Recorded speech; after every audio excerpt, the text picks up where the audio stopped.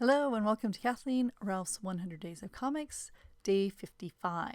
If you're joining us for the first time and want to start at day 1, please click on the link.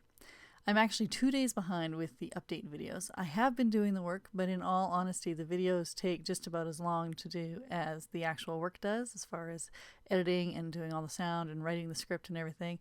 So I have fallen behind. I'm hoping that I will be caught up today. So if all goes well, you'll get 2 updates today, and if all doesn't go well, then maybe you'll get 2 updates tomorrow.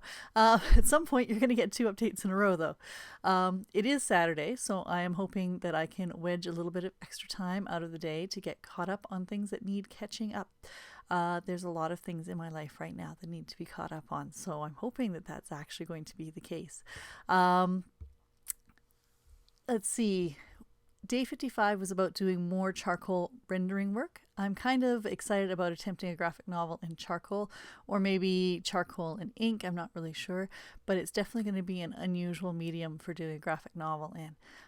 So I'm hoping that that's going to be good. But first, before I actually get started in full bore started, I have to get through this term of school, and I need a large format scanner, so a scanner that'll scan like a tabloid sized piece of paper, because of course charcoal is very it's very atmospheric, but it's not very crisp, and so if I'm going to be doing the drawings, they're going to have to be a lot bigger than the page is actually going to be, so that it'll look a little crisper when it's shrunk down. What else was I going to tell you?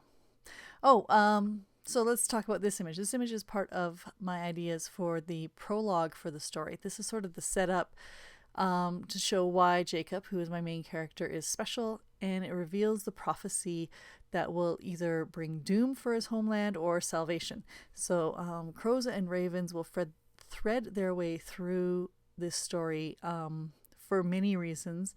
One is because I think crows and ravens are so interesting, but also spiritually they're important for a lot of different cultures. And in the world that I'm building for my graphic novel, they are considered to be omens of bad news. So there's actually lots of crows and ravens that show up, one of which actually is Jacob's companion through part of the story. So that's pretty cool. It's an interesting thing for me to be working on something that has sort of a lot of symbolism in it. I'm also throwing a little cheat image in here because I didn't draw this on day 55, but I did draw it on day 56. And it's a little margin drawing that I did during a meeting on day 56 showing Winslow, Jacob, and Emily, characters for the graphic novel. And I doodled them while I was in this meeting. And suddenly after I drew them, I had this revelation about why one of my characters, why they do what they do. And sort of this whole origin story for this particular character sort of played out in my head. And I suddenly had like this, oh, that's why they do that moment, which is awesome. It's so interesting to me that these characters actually are alive in my head. And I basically am writing the story that they tell me. It's sort of like I ask them questions, why did you do this? And then they answer. And this is either a sign that things are going great or that I need professional help. I'm not really sure.